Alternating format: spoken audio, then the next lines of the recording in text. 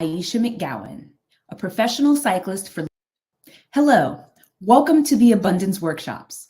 I am Aisha McGowan, a professional cyclist for Racing Tech Find, and also the founder and program director of A Quick Brown Fox. A Quick Brown Fox works to build space and create opportunities for Black people, Indigenous people, and people of color to thrive in cycling and in the outdoors. Through programs, content, and initiatives, we continue to show how truly we believe that representation matters.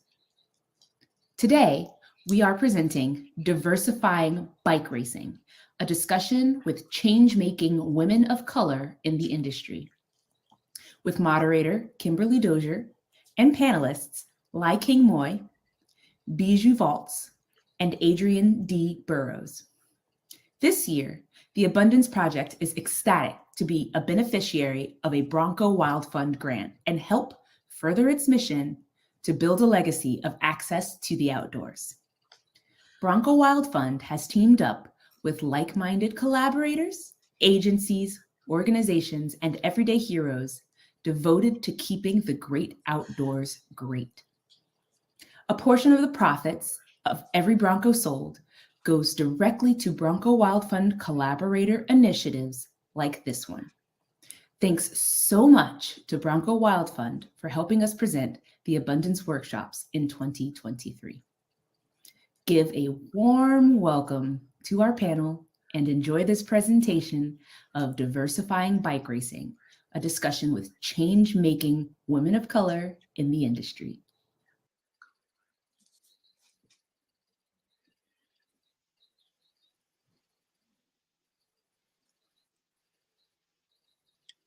Hello. How's everyone? First of all, you all look amazing. And I'm super excited because we are talking about the bike racing industry. And I know personally that I have met you all in person. So it's like, I felt like this was going to be like a reunion. I looked at the panelists and I was like, oh yeah, I know them. And I'm just grateful for that energy because that's what we kind of lack sometimes, that support system amongst women of color, whether it's in racing or in cycling. And we get tons of questions because people want to know why. Like, why did we even start bike racing? So taking some time, I know Adrian, and I must tell you now, I always say Miss Prissy Pedals. That's like the perfect name for you. Like, seriously, perfect name for you. And Lai King, I met you. You know, I was suffering. You saw me suffering in a Intelligentsia cup. And you were like, you want to go out to lunch? That was perfect for me. So we'll just start in some background. Why, as far as the race industry itself, a little bit more about, you know, what you both do role-wise and how did you get involved? You know, what's the interest? And we'll start out, and Adrian, you can kick us off the party here. How did you get involved? I know, first of all, congratulations, race official. Thank you. Thank you. Yes. And you just did your national assignment, right? Last month? I did. I had the opportunity to work the pit at the first NCL race here in Miami, Florida. So dope. So dope. So we want to hear about, I mean, just from experience, even before, I know you're an amazing cyclist. You know, I was following you, very encouraging and very supportive. So how did you really get involved with that role? What really started you being engaged with wanting to be into that? Because when I seen race official, I was like, what? And then you had the earrings and I was like, okay, yeah, you got it. But yeah, tell us some more about that. So I first became interested in racing. Well, again, everyone, I'm Adrian. I'm so sorry I didn't officially introduce myself. I live here in Miami, Florida. By day, I'm a school teacher, and on the weekends, I play on bikes. So, but yes, I first started doing or getting interested in racing when a friend of mine got into racing. I will always go out there and support her at all of her races. I'm like, I guess the fan club of Team Ree. And just out there, being out there at our local races, I just saw different things that were going on out there. I had a lot of questions, things I didn't quite understand, decisions that were made, things that I would see. I'm like, hey, that looks kind of fishy, you know. And then I started traveling with her and going to different races. I had an opportunity to go to Milwaukee with her to the tour of America's Dairyland. And there I had the opportunity to actually shadow officials. So I was sitting on stage with the actual officials, and I was there for about 6 days. And it was such an amazing experience. I learned a lot and learned a lot in my eyes. When I went back to or came back to Miami, my eyes were wide open. I saw racing from a whole different perspective. From people who actually know what they're doing out there and just really learning what they do, how they do, etc. And my hobby of riding bikes and just watching races turned into an obsession to the point where I say, you know what? I think I want to take this up a notch, and decided to become an official. And here I am. So, and I actually in June I have a another national race that I'm going to be doing. Super excited! I will be in Virginia, so it's been an amazing experience. So, yeah. It's amazing to watch it. And I think I was talking to a bike official here because I'm in Virginia, Hampton Roads, Virginia. And just everything that it entails, when you really enjoy it, it's one thing to go, but then when you really enjoy it, you start having empathy for different things within the whole arena. It's one thing to watch it, but how the background is always, it's very interesting, and I applaud you. Thank you so much. And I totally agree with you 100% on that one. King. Hey. Hey, I am so happy to see you. It does feel like a reunion. I know. And you are still, let's see. So I have co-founders, Cadence Cycling Club in Wisconsin, right? And then also managing marketing, customer engagement with Tour Dairyland. Oh, yes. That is true. Hi, everyone. My name is King, and I am here in Milwaukee, the home of the Tour of America's Dairyland. And wow, how did I get started in all of this? I've been pretty much riding bike my whole life. Never really was a racer until we moved to Milwaukee, and we lived downtown. And I was like, hey, there's a lot going on, and there's all this bike racing going on. And at that time, it was the beginning of the Tour of America's Dairyland. It was the start of, or it was the end of another series called Super Week that was here for many, many years. And there's still quite a few races that we hold here in June that have been a part of both series, like 40 years or so, or long, so really a history of bike racing here in Milwaukee. And I started to know more people and kind of get involved in the bike community. I realized wow, there's Wisconsin is the home of trek. Like cycling is deeply rooted here in Wisconsin. And moving here from Detroit, I just didn't kind of really know what to expect. And so I just started riding more and just getting immersed in the community. And I met a woman who had a women's only bike group called the Belladonnas. And they met every week, girls only, at this bike shop, and we would ride 20 miles, and it was so fun to have these bike friends. And it really got me interested more and more into cycling, and through them I met women that raced and other, and just really embracing the cycling community here in Milwaukee. So then fast forward a few years, I had some kids, busy working, doing all this stuff, and the partners of the Tour of America's Dairyland came to me and said, hey, we would love to have you involved. And I was like, I don't really know anything about being a race promoter or a race director. At that time, I had really just become the co-founder of Cadence Cycling Milwaukee, which is now over 100 members, women, riding weekly group rides throughout Milwaukee. And really, our mission was to just connect, like make bike friends and be out in the just be out together riding bikes and really empowering women to learn how to do basic mechanics on their bikes and feel comfortable riding on the road and just um, finding routes and finding bike friends that they could experience cycling with. So these guys came and said, "Hey, do you want to be a part of this?" And I was like, "Yeah, I don't know." Like I like bikes. I love coming to the races every year. Um, but then I realized that I had a great opportunity to really bring a woman's voice into cycling and a woman of color because, as we all know, like cycling in this country is predominantly a white male sport. And I thought, well, okay, so I've worked really hard to create this community for women cyclists, and I can do this on a more national level by working with this group. Um, to really bring or to make cycling more accessible to women and especially women of color. And then through all of that, I met Aisha. Um, I was a host house, and she was a guest or a rider that came in for the Tour of America's Dairyland. And so I guess I was her bike auntie for a week, and then we got to be like just great friends after that. And so when she came to me with an idea of like, hey, this abundance project, I was like, oh, I love this. Tell me more. And here we are. So true. So true. You nailed it.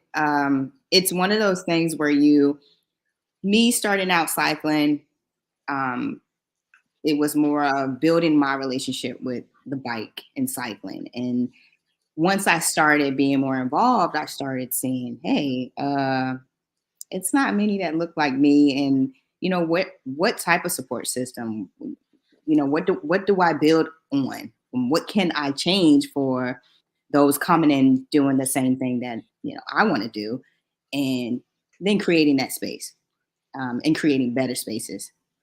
And again, I'm from Hampton Roads, Virginia, so cycling is not anywhere as big as it is in LA and Miami. So we definitely had to create a space, and within that space, now I decided, hey, I think I'm fast. Let me try crit racing. So I decided crit racing. And when I tapped into that world, I began to look around again, and I'm like, it's one of those things where I personally wanted to challenge myself. So became more involved. But after I became more involved, then I started looking at the additional things that could help others that want to become involved. And being blessed with that abundance grant was something I know I've never even imagined, but it did open me up to not only a personal growth, but also showing up for others that have a fear. They may have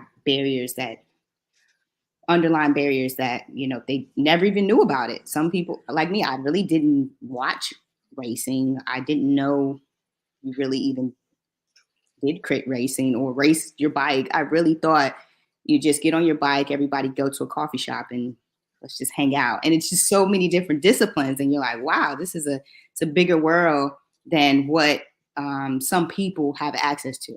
So platforms like this really is, to me, it's growing the support system as well, because people get an opportunity to know, hey, you can be a Lyking, you can be an Adrian, you can be a KD, you can be an Aisha, you can be so many different disciplines within the bike racing industry and cycling in general. So you really touched base. I think all of us have that commonality. So that's always good. So both of you kind of touched on some of the barriers already, but just hearing from the roles that you're in, what are some of the barriers that you see common when it comes down to women of color beginning or being introduced into bike racing? I can start. So I'm not a racer. I just, I ride my bike recreationally. But my experience with bike racing has come from seeing members of my bike club here in Miami, Break the Cycle. We have a junior race team, predominantly inner city Black boys. We have a few young ladies on the team. And then also my friend Cherie, who is the Florida State Crit champion. But that's been my experience with racing and how that's the closest I've gotten to it. So I get a chance to experience racing through them. And so what I have noticed is there is it's not very inclusive, right? It's not very inclusive at times. There are times where you see that there are other cyclists who are not as welcoming. You're this new person coming into this space and you made something very someone mentioned it earlier. I can't remember if it was Katie or Lai King, but this was is a predominantly white sport, white male sport. But here in Miami, it's more so Hispanic. Not a lot of white men or white women, but a lot of Hispanic men and Hispanic women. And just the language barrier. You're out there at the race. They're giving the rules of the race. They're speaking in Spanish. So other people are standing on the sidelines, like, what's going on? What are you saying? Can you repeat that?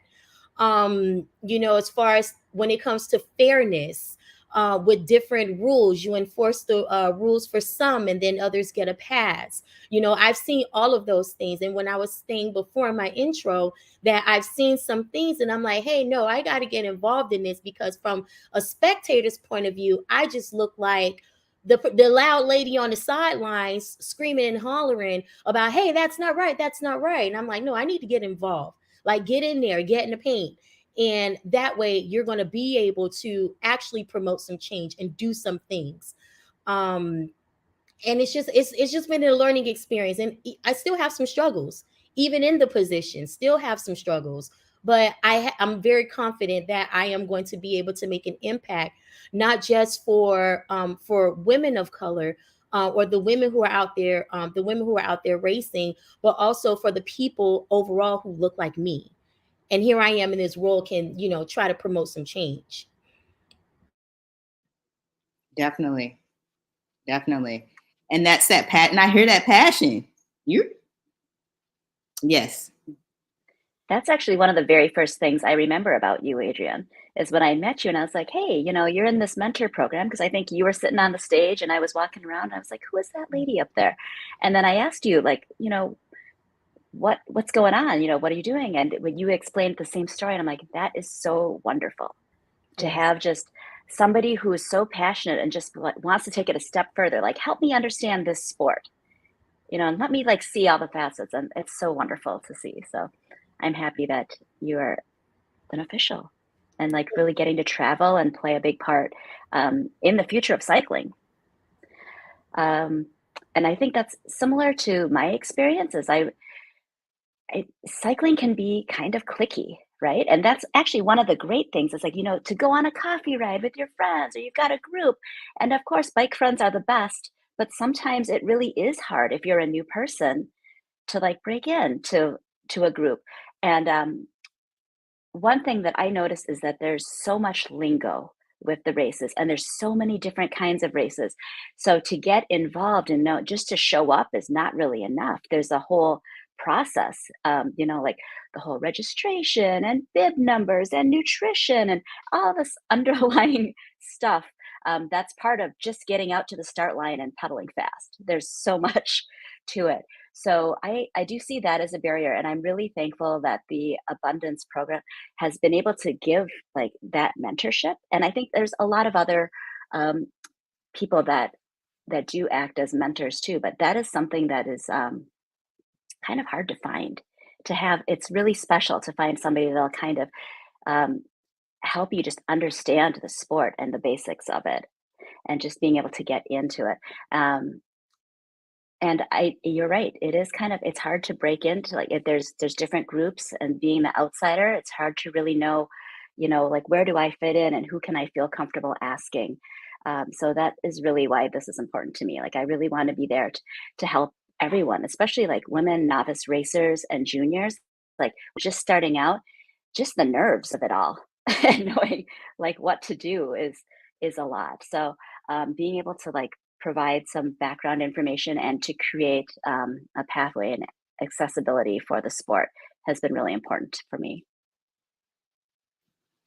And same for me, because going into the sport, it was more of, we were blessed with the opportunity to start the Virginia chapter of Queens Rule Together and Kings Rule Together as my husband. I'm alongside my husband as the lead, and going into the sport, I had my husband, but I look back and I'm like you just said, like, hey, if I didn't, and I just show up at a group ride and they say, oh, this is a B pace group ride.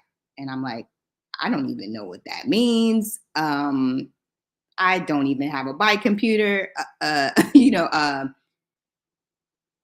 route. I need to know a route. It's like, I wouldn't have had that. It would be great to have more of that, to have a central location. And that's another reason for the social media platforms, is encouraging, when you want to start bike riding or racing, you don't have to start alone. There are so many resources out there. The way that you push yourself to be into that discipline, go ahead and connect. And those that are already in the discipline, put more effort to connect to those that are beginners as well. It's a two-sided thing for me, because as a beginner, yes, I had to get online, YouTube, go to the bike shop. But it also starts with those in those positions. You own a bike shop. You shouldn't just be selling $10,000 bikes and not explaining anything to me. I feel like we could just do more from the ground level. Even, like I said, bike computers, what to wear, nutrition. When the first race, you mentioned bike registration. License registration. I was like, oh, okay. What? How do I? Oh, it's an app for it. So it's just like the small things that I have learned through my journey, that some don't know that we experience, because we make it look really good. But it's a lot. It's a lot to it, and just being mindful when you do see, okay, a novice or Cat 5 or a junior, having those conversations, being comfortable having those conversations, being mindful of the cultural differences. We're different. We have different needs. It's just like going to a group ride and the rest stop is behind the bushes. We are women. So, approach being mindful to that when you're in the race industry, when you are mentoring women, when you are coaching women, there are different needs.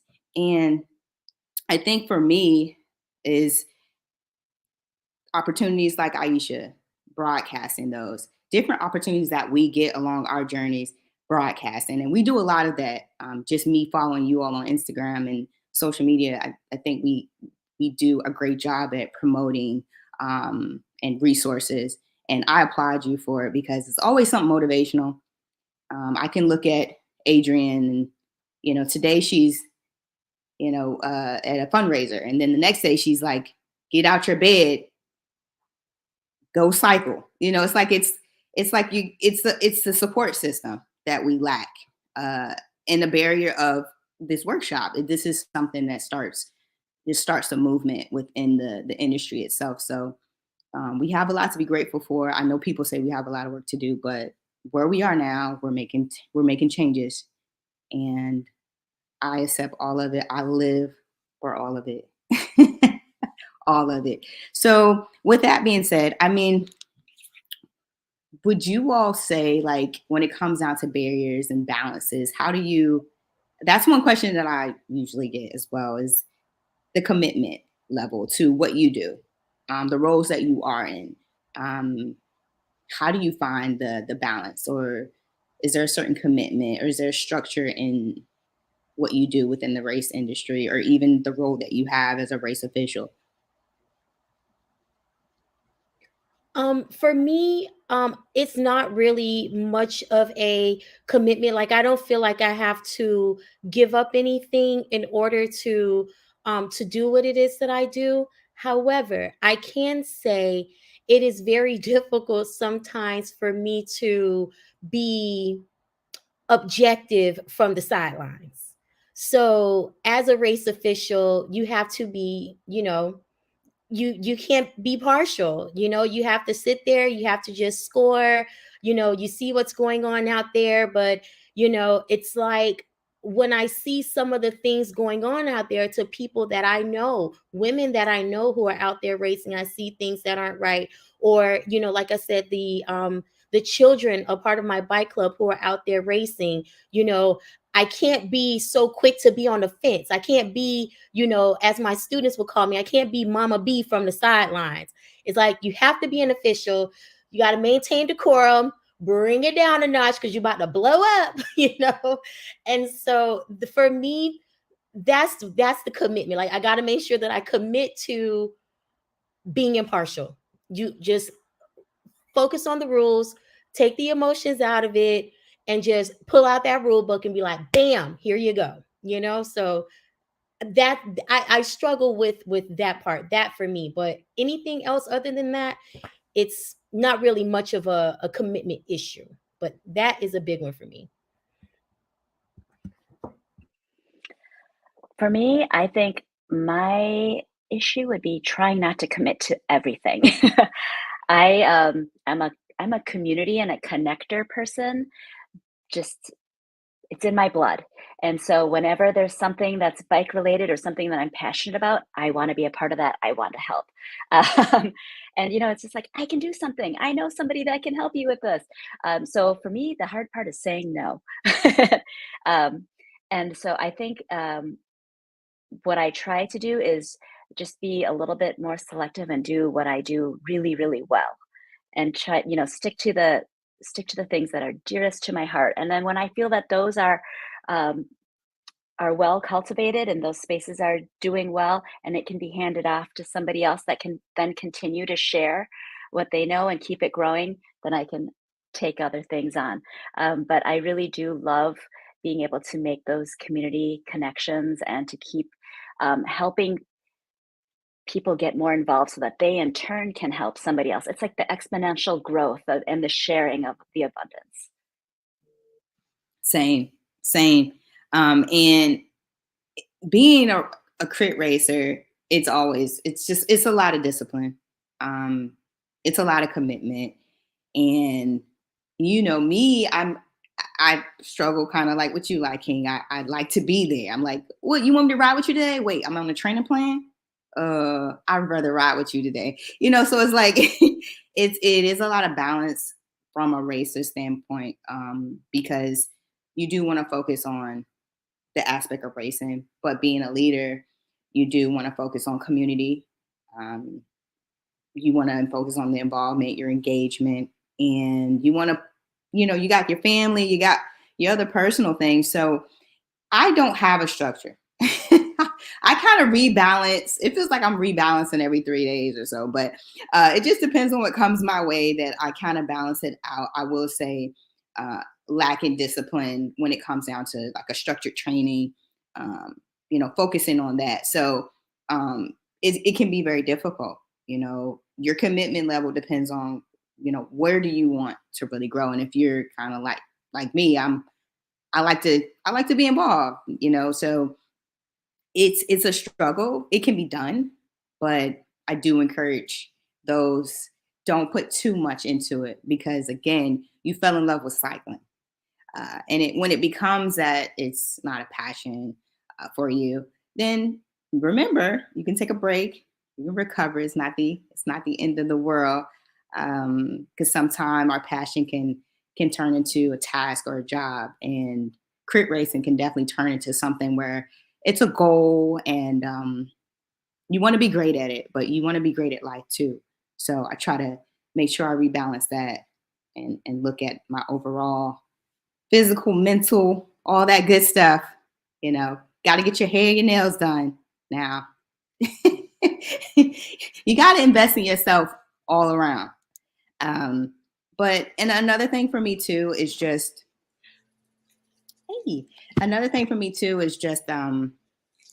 making sure I know where I started and never forgetting where I started. In crit racing, I think we mentioned earlier, if you have a friend that race, Team Bree, that's a prime example. If you have a member or someone, a woman of color, or just a beginner that want to race, going out there to support them, just being out there. It takes a lot to even show up. People don't even know how much it takes to even show up. Get out of bed, put those bibs on. It is a lot. And then you get there, you're the only one, you know. Sometime you get there, you may be the only woman of color. You may get to a race and it may be males, white males. I mean, so it's a lot, and you could train all year, and it's still just getting there, getting to that line is a lot. So just being mindful of those things is something I usually, if I talk to other fellow racers, I kind of say, okay, you didn't get on the podium, but guess what? You got out there. A lot of people, get that podium it's a prize. Don't get me wrong, but you're winning when you get out there. And if that's what you want to do, you have to keep going and going and tackling your personal goal and not letting that outside, the microaggressions. Having a race official that knows women of color, knows how to communicate. We feel comfortable with women communicating certain things to us. Mm-hmm. The language is different. I've been to a race where a white male touched my friend's hair, like just came up, grabbed her hair, moved it around. And I'm like, first of all, you ask, and she can move her own hair. So it's just those small things that we think are small, but he had no idea. He was like, I always do that. I was like, but that isn't really right. Even from a cultural standpoint, that it's being in those spaces and making the change when you see it. Not just being, but making that change when you see it.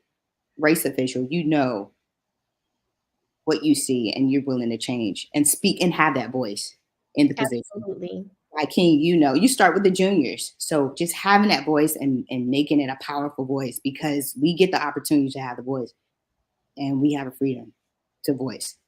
So absolutely, I 100% agree. And that's why I've been really fortunate that my partners in the Tour of America's Dairyland have really understood how important it is to me to have the Novice Women's Series, where it's specifically like for novice women, brand new to cycling, and just it's important to have that space because, like you said, it's like intimidating.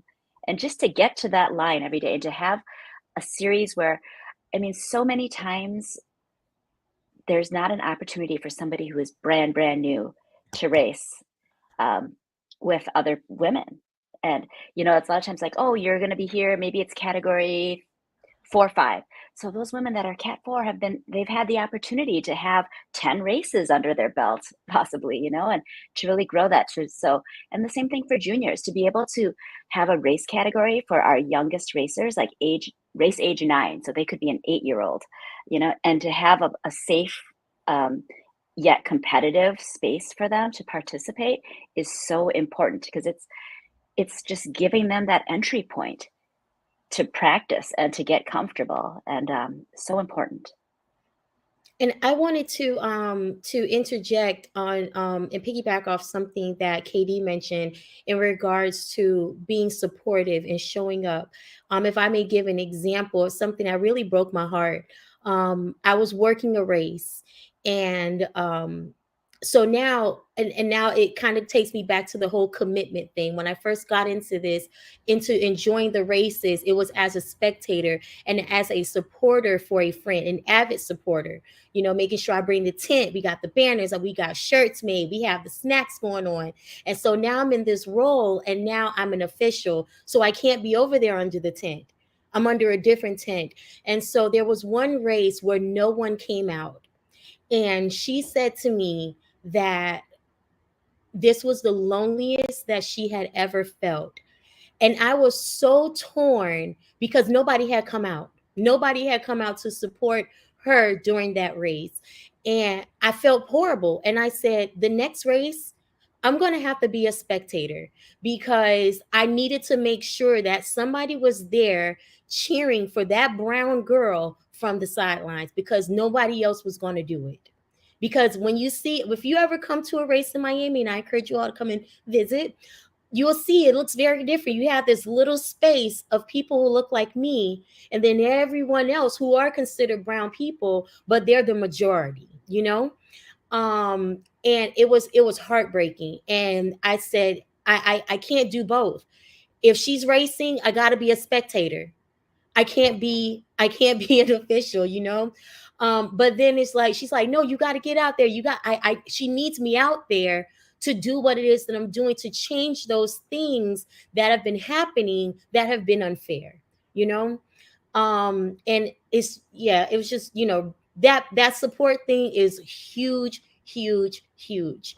There was something else I wanted to touch on, and I just had like a little teeny tiny brain fart. It's going to come back. It'll come back, but we're going to move on. You know, I'd like to actually piggyback off something you said, Adrienne, about just being there to support.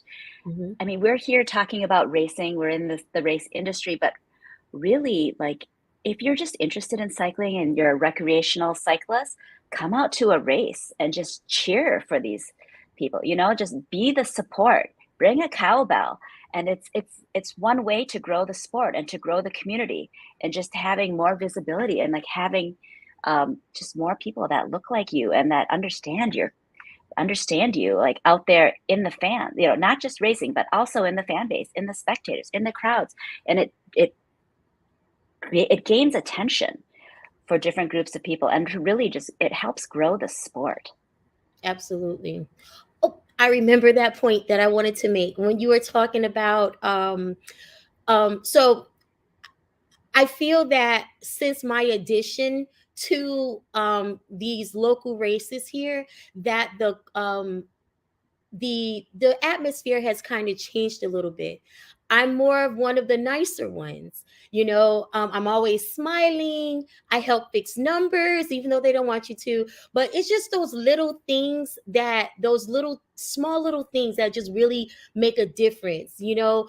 Or if I'm on the sideline and you know, as a spectator, one of the racers will be like, "You're not working today?" I'm like, "No, I'm just watching, but I'm cheering you on." You know, they look forward to seeing me out there, you know, because they're going to have a friendly face, somebody who's going to say good morning, someone who's going to take the time. You mind if I fix your number for you? You know, just adding a different vibe to it. And that's one thing that I really love, because I know that me being added to this team has really made a difference in that aspect. So not only am I, you know, out there creating change for, you know, for people of color, but for the race atmosphere period at those at that particular local race. So definitely you make me want to, what I need to do to get my license. You make me want to go out. It's very, very simple. We can chat offline, and I will definitely show you what you need to do. It's not as hard as you think it is.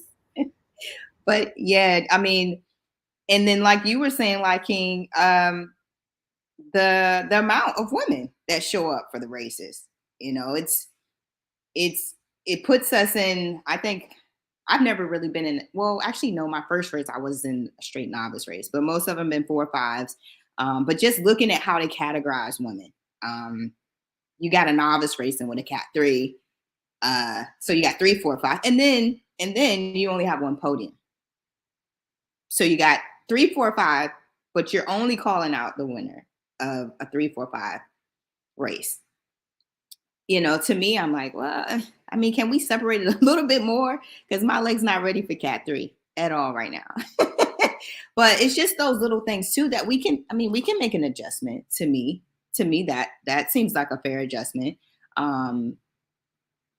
Juniors, like you mentioned, to me, that's a fair adjustment. Having something, even if it's not on the podium, like you said, some type of support system to say, you know, this was a tough race for you all.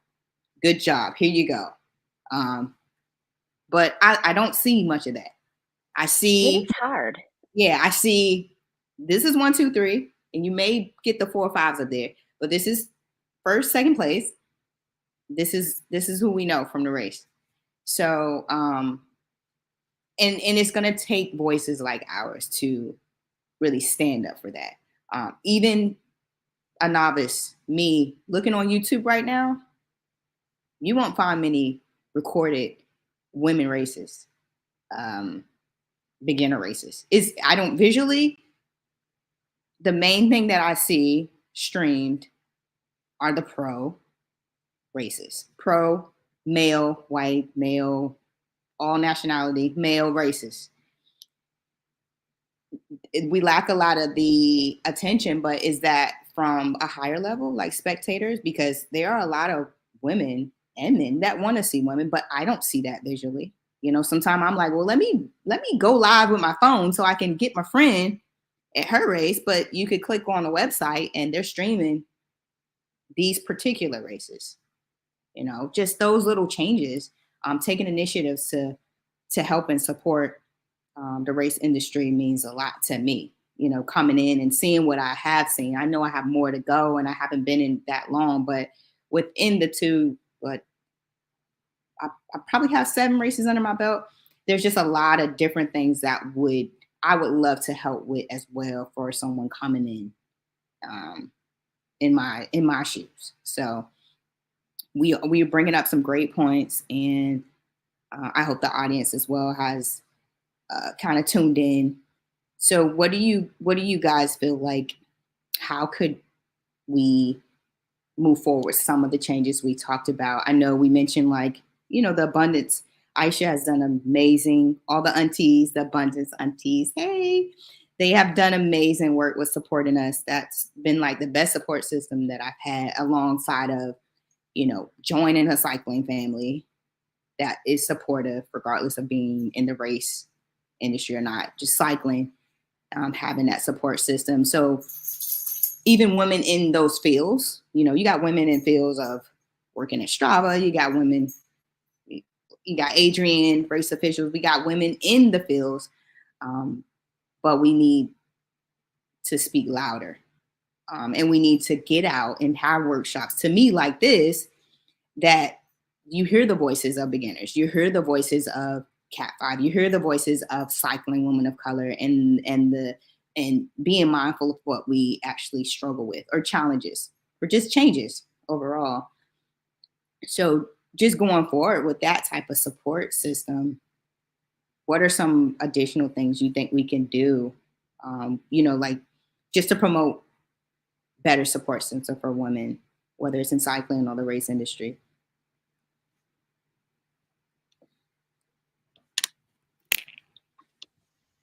That's a big and deep question. I'm trying to think of where to start. Um, I think as women, we can really start from like a grassroots level in supporting the support people like us. You know, like women, like women racers that support initiatives that support women athletes. I think that we can show up to races and support cycling, whether it's being a USA cycling official, whether it's volunteering to help put on a local community race, so that people see that there are people that look like us that are participating in the organization. I think that we can do things like just participate in spectating the sport. Coming from a race promoter side of things, a lot of stuff can't happen without numbers. The numbers of people, sponsors, and money, and just getting out there, and something we talked about earlier, like the race categories. Like sometimes you get a 3, 4, 5, and it's because they need to have a field of X number of people to participate. So bring a friend. You know, if you're in a cycling group and you're curious about racing, and maybe you've got somebody that's kind of fast and curious too, work on joining a Cat 5 or Cat 4 race together. Increase that field. Bring a friend to the races to help cheer for um, and, you know, support women that are out there racing. Just little things like that, I think, go a long way. If each of us could do 1 or 2 things, that would really grow the community.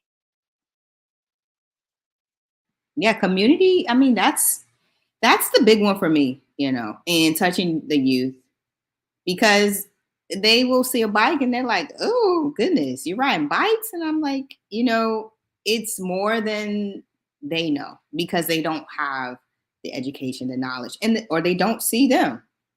They see me and they're like, oh, she rides a bike. Oh, okay, let me get a bike. So it's just different ways of making sure that what we bring to the table, we actually are influencing. We were all put in these, I believe, in these spaces to create better spaces and to break those barriers and to show up who we are, because I didn't know I was influencing, honestly, until, women would come up to me and say, keep going, Katie, you're inspiring. I'm like, you know what? Okay, I am going to keep going. So I'm inspiring you, but you're inspiring me, because it's easy to shy away when you don't have a support system. And you could be wonderful at it. The race industry I have a cycling family. I'm a lot more educated in the sport. I feel very confident. But without a support system, I could have said, I'm done with this, So it's just very important to do that. I think we have some questions. Oh, are they telling us to be quiet for their questions? No. Hold up. We're having a girls' night. Let me see here. We have our first question from the audience will be, what was the beginning experience like promoting for Toad as someone that was stepping outside of your comfort zone? What was helpful to know or learn in the new role? Ooh. It was scary for me, to be honest, and kind of overwhelming. Like, it had a lot of elements of things that I loved, like the community, really celebrating all of these. For those who don't know, Toad, it's 11 straight days of criterium racing throughout Southeast Wisconsin, and we go to a different city 11 days in a row. So for me, I loved seeing people come out, kids come out, families, just to experience the racing. Um, but when it came to like the promoting side and like just seeing what was behind the curtain, it was kind of overwhelming for me, to be honest. And then I spent a lot of time observing, just really trying to like understand like what is going on here, aside from a bunch of really fit people going around really fast and trying to win some money and like get on those 3 podium steps. Um, but I think what helped me the most was getting out, um, amongst the racers. And it's a kind of a tradition that the staff of Toad and go out and shake hands with people at the start line when they do call ups, to just really welcome people to the races. And through that, I really got to know a lot of the racers and had an opportunity to speak with them and kind of hear their concerns and hear what was exciting for them, what was there. And sometimes it was like technical stuff, like potholes in the road. Other times it was like, these are things that are really great about the race and the way we feel. I learned a lot from attending. We do a women's dinner at one of our races where all the women can come, and from juniors to pros, and just like socialize and support each other and share a meal and just hang out, and super fun. But getting to know people through that and just really listening and hearing um, their experiences was really helpful for me, because it was just a totally different way of seeing the bike race. And one of the things that I really loved that came out of it, of a couple years of working on this, is that last year we had the pro women race in the final race of the evening rather than the pro men. It's pretty unorthodox. And some people are like, whoa, that's weird. They didn't know what to expect. It's always been men. But the most wonderful thing is getting to hear some of the women come up and say, like, that was so cool that we got to have that prime space, and to see like shout outs on social media, like, whoa, Toad just threw threw the pro women into like the final race. That's really like cool.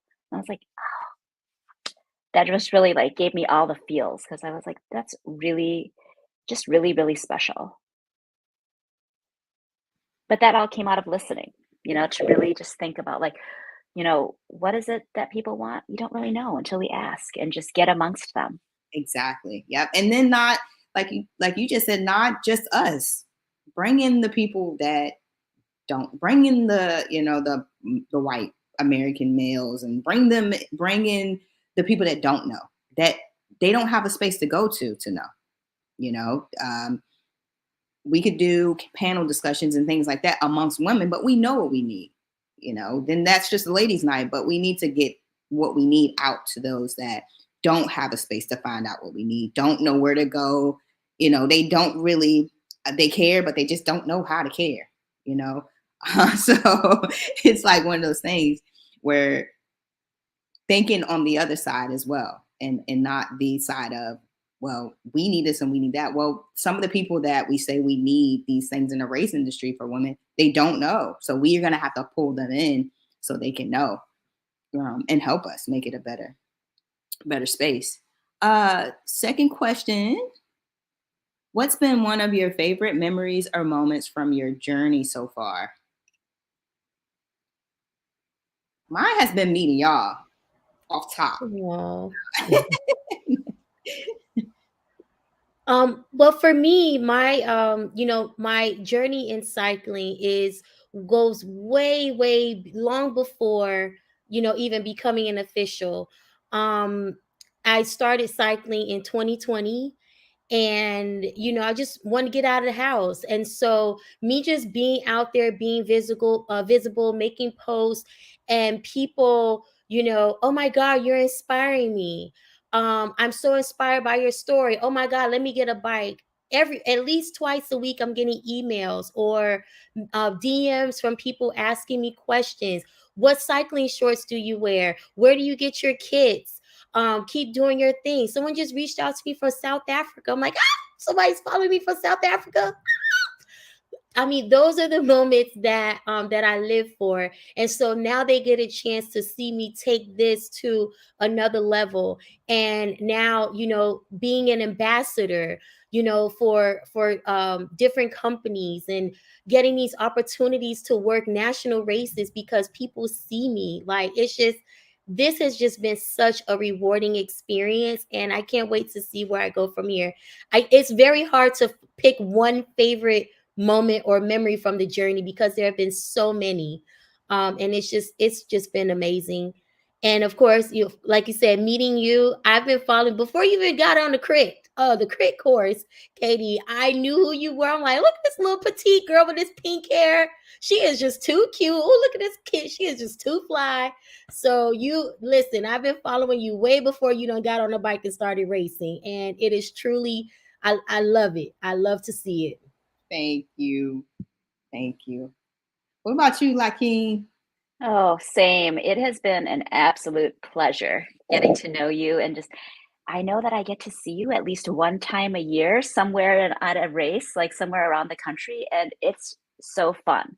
I don't know if I can pick a favorite memory, but I will say that as a mother of two girls that are now racing, they're 11 and 12 years old. It brings me a lot of joy to see kids on bikes and like competitive. And I think having the opportunity I always say it's like Freudenfreud. It's a German word about, finding joy in other people's joy.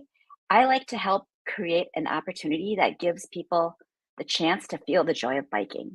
Like, that feeling in your hair, the sun on your face, the wind, like it's so incredible, right? And so to be able to give that to like the next generation or to create that opportunity is awesome. So I think right now I'm kind of involved in junior cycling here in the Milwaukee area because of the kids, and just being able to like help them loop some of their friends in. They get a little girl gang on their bikes. Is super awesome because I can see that this is the next generation. Yes, it is. I love it.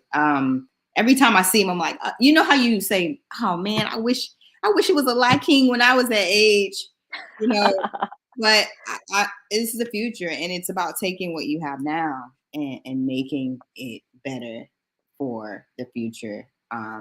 Not living what we could have done, but what can we do now? And embracing that journey. Let's see. Oh, we got some questions. Okay, I like this. Oh, yeah. what is your vision for bike racing 5 years from now? What do you hope to see? Do you have any big personal goals in the industry? Vision for bike racing. Oh man. For me, I would love to see women's fields as big as the men's fields in racing. Um, and a diverse field. You know, more women of color, all the cultures. I'd love to see cycling be on national TV the way that this is a personal kind of beef of mine, but once I saw that there was beanbag toss on ESPN, like cornhole, and I was like, for real, we're gonna watch cornhole on TV, but we cannot watch cycling unless it's Tour de France. So like, I would love for it to be like a mainstream sport and to see these fields packed. And I think with the ACC and the NCL coming out, like things are happening and it's really exciting. And I can't wait to see where this goes in the future. Like, I want to see American cycling just explode. Absolutely. I 100% agree with what Liking said. Definitely more women in the field, more women of color. It's definitely a need. It's out there. You know, I see a lot of women who are very visible. You guys are doing your thing. You're doing what you're supposed to do to get people to see you. Come on, ladies, stop being scared. Just get out there, give it a try. You know, and I feel that it's going to take some time, but it's definitely happening. It's definitely happening because we definitely see more women of color cycling now within, I would say, even since the pandemic, because I wasn't looking at it before the pandemic, but looking at all of us now, I'm like, hey, it's happening and it's going to take time, but we're getting there. Definitely. It's going to take time, and it's going to take, like you said, pushing yourself out there. Even if you have it's so many resources, don't be afraid to connect to resources. Don't be afraid to encourage someone you haven't met personally, because it's available. For me, it's just finding your passion, finding your lane, and making the best out of your lane. And a lot of times that again brings in your support system. When I see someone buy a bike, they come to a group ride and they say, I want to be strong. I want to be a strong rider. I cancel those plans that I had and I say, let's ride. You know, I don't have to. Another thing is being intimidated. It takes time. Some people can jump on a bike and be super fast. Some people jump on a bike, there's progress, but enjoy your progress and know that those people, again, they started somewhere. I will walk up to anyone and I will say, I want to try this ride today. And are you willing to sit with me, or just not sit with me, but if something happens where I do can't finish the ride, are you willing to stay? There are cyclists out there that have built that empathy. I have built that empathy up for all beginner. And I always encourage, if you want to do different things in the cycling world that I have been a part of, let me know. If I can help, I will. It's been a journey, and it's going to continue to be a journey, and it's going to continue to have its challenges.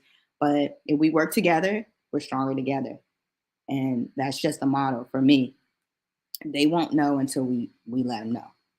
So I guess we can start closing. I don't want to go yet. Me either.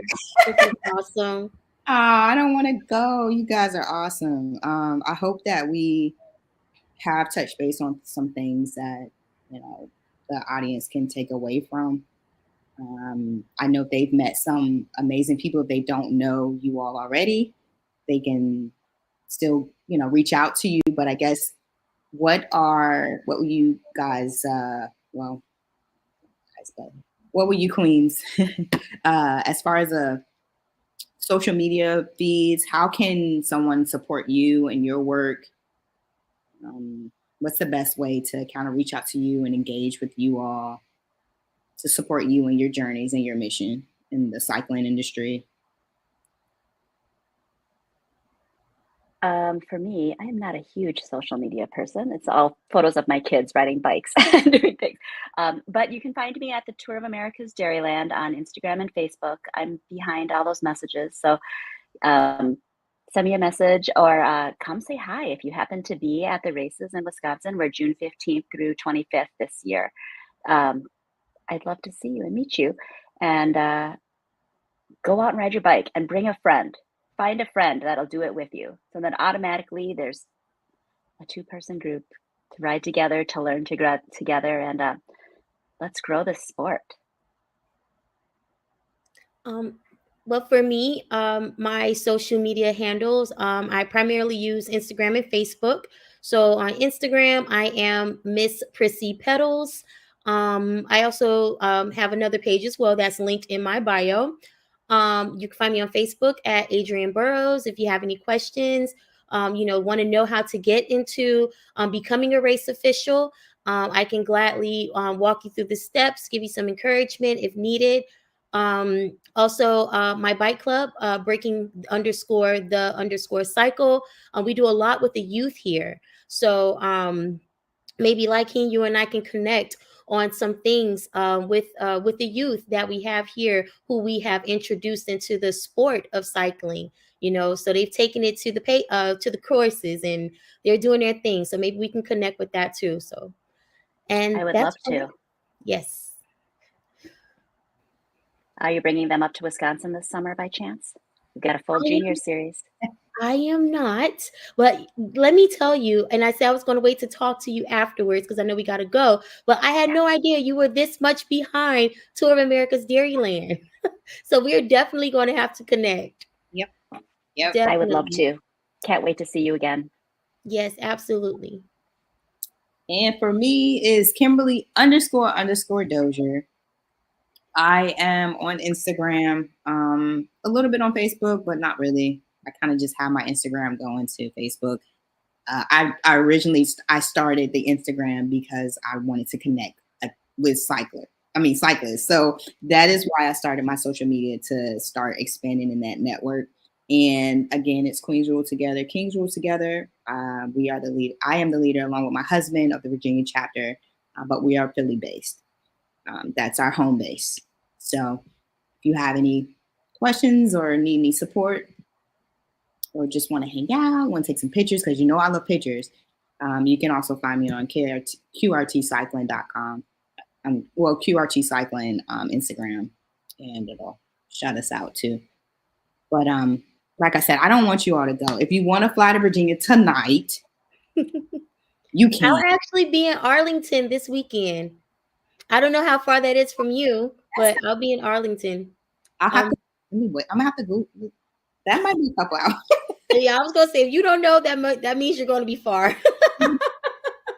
But if you plan it though, I'm sure it's not too far. So I'll keep that in mind, that I am in Virginia, and I always keep you in mind if I'm in Miami. And I'm definitely going to see you, like King, because I am coming to the Tour of Dairyland. I can't wait this year. So, there's our producer. Hello.